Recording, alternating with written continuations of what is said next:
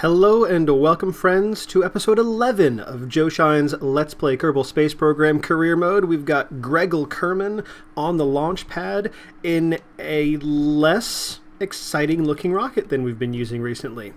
Why? Well, after the tragedy of Burrod Kerman's failed return from the moon, we decided that to properly honor his memory, Kerbal Space Command and we want to do a proper progression to a moon landing, and we're going to build up to a more Apollo-style mission.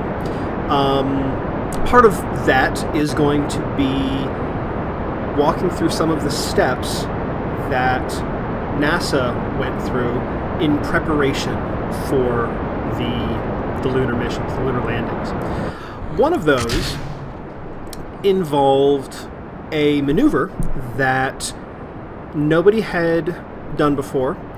They were going to need to dock two components with one another in space, and they weren't 100% sure how hard this was going to be. You know, we think of it just as we do the math. You know, you figure out the orbital mechanics and it works or it doesn't. But that's because we've tested all this, and we, I mean, humanity. I'm just a fan. So what they did is successive missions worked on each next step, what they needed to test each time. And one of those steps were the Gemini 6 and 7 missions, or more accurately, the Gemini 7 and 6A missions. We'll explain what the deal was there, but the point of the mission was to rendezvous two small vessels in orbit with one another. One of them, Gemini 7, was up there for a while, and Gemini 6A went up, met it, and at one point, the two vessels were within a foot of one another, which is kind of crazy. So too is this flight. So let's see if we can do something about this. No, okay, we're gonna wait till we get up a little bit higher. The mission, we had the original plan was Gemini 6 was going to launch and meet a separately launched target vehicle, the Atlas Agena. I think it's pronounced Agena. That mission failed. The Agena was supposed to launch first on an Atlas rocket, and everybody was ready to go. The astronauts were in the cockpit, and the Agena launched and was lost. What they believe is a malfunction caused one of the engines to misfire, and they believe that it just exploded in flight. So that's no good. Now, okay, see, I was gonna go for a 100-kilometer orbit, but I goofed up on my initial burn, and I think we've got the fuel for it, so I'm gonna go for rendezvousing at 200 kilometers, because we can do that. What we have here is one large launch stage and a very tiny maneuvering stage up here. This is still going to be plenty of fuel to move this little capsule around, so that's fine. So Agena failed. Atlas 6 was put on hold. They decided to instead move the missions around. They already had a crew set for Gemini 7. This was going to be Frank Borman and John Lovell. I think was were the names. Yeah, Borman and Lovell. And so what they decided instead, that was going to be a marathon mission, 14 days in orbit. The mission patch, this is kind of cool, in the design had an Olympic torch on it to represent the marathon duration of this particular launch. And in researching this, just looking it up beforehand, before doing this recording, I learned that the backup crew for Gemini 7 had they made up their own patch, their own mission patch, and the design was an unlit torch, where instead of in the background a small Gemini capsule, there was a lighter with the slogan, Frank, Jim, need a light. Kind of cute. So, moving on to our next stage here, just getting this into a circular orbit before we proceed. Now, I believe our other stage is just gonna drop down. While I continue talking, I'm going to work on circularizing these orbits. Yeah, so Gemini 7 launched, and they repurposed the Gemini 6 rocket, reclassified it Gemini 6A, and decided that they were going to rendezvous these two capsules instead of a capsule with a target vehicle. The problem was they weren't actually equipped to dock with one another, so they could maneuver close in space, which was going to be hard enough, but they had to kind of just sit there and sort of drift.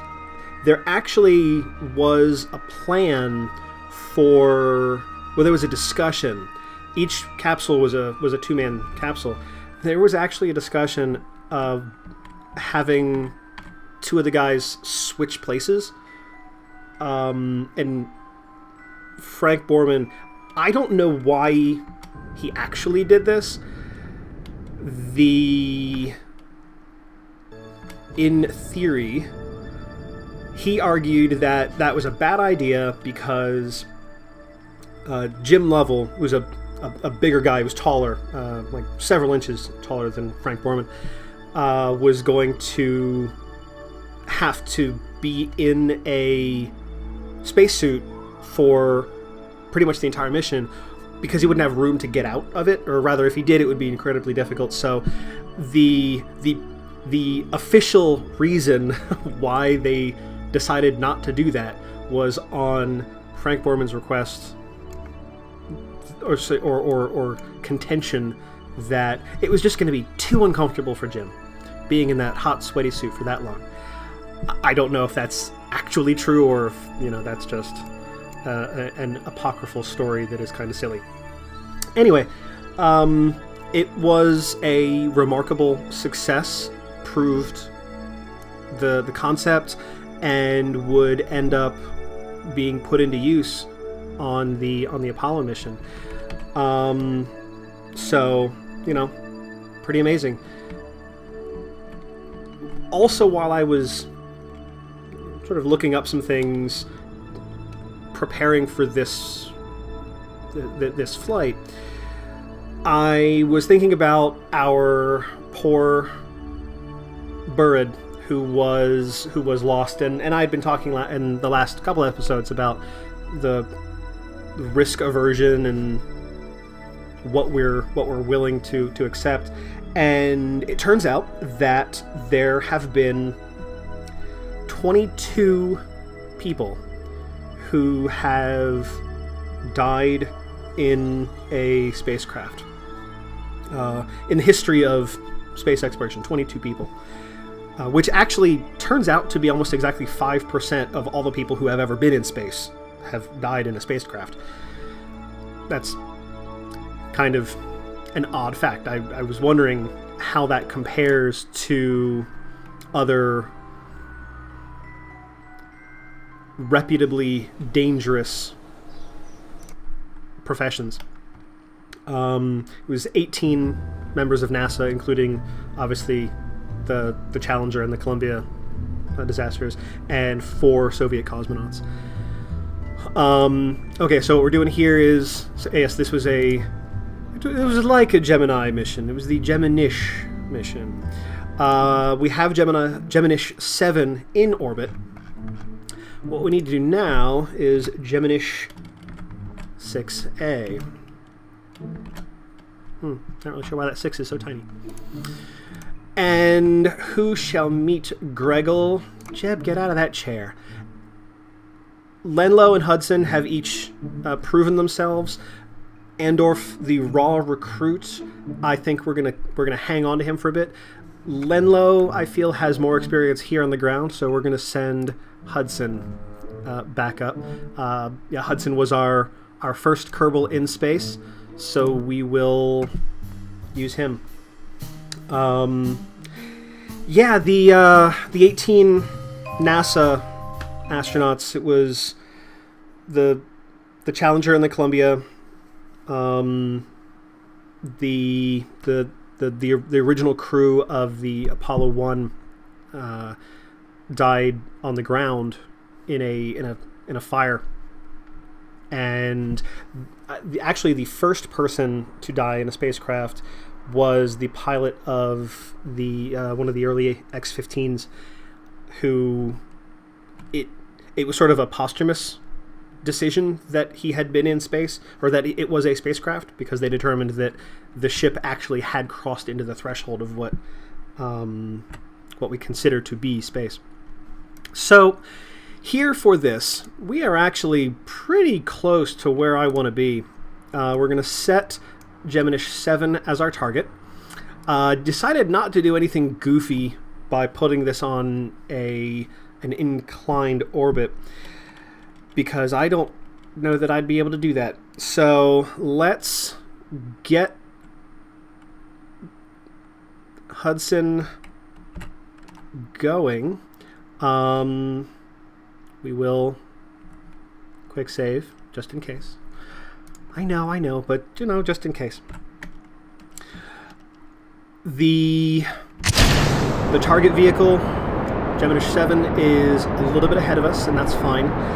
I'm not going to be aiming for a 200-kilometer orbit on this one. I want to come in a little bit under so that I can adjust the relative positions between the two ships. We'll see how this goes.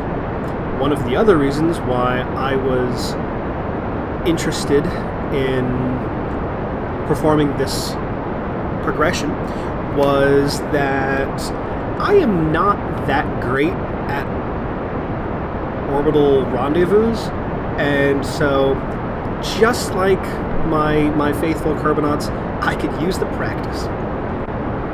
So we are ditching our solid boosters and going to be a little bit more cautious with this launch. I don't want to overshoot, because I know that I will have enough fuel in the 2 capsule stages, but we've established I'm kind of a weenie about that sort of thing and overly cautious.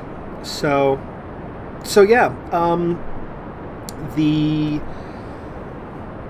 Gemini mission was one of a number of the stepping stones. Of course, I was looking down at my notes and I wasn't paying attention to the altitude yet again. Oh, what's wrong with me? I do want to try and, I guess, make sure that we need as little of a orbital inclination adjustment as possible. We'll keep track of our apoapsis, and we will see how this goes. In the next episode, we will see if we can get Hudson and Gregel close enough to shake hands. But until then, have fun. Game on.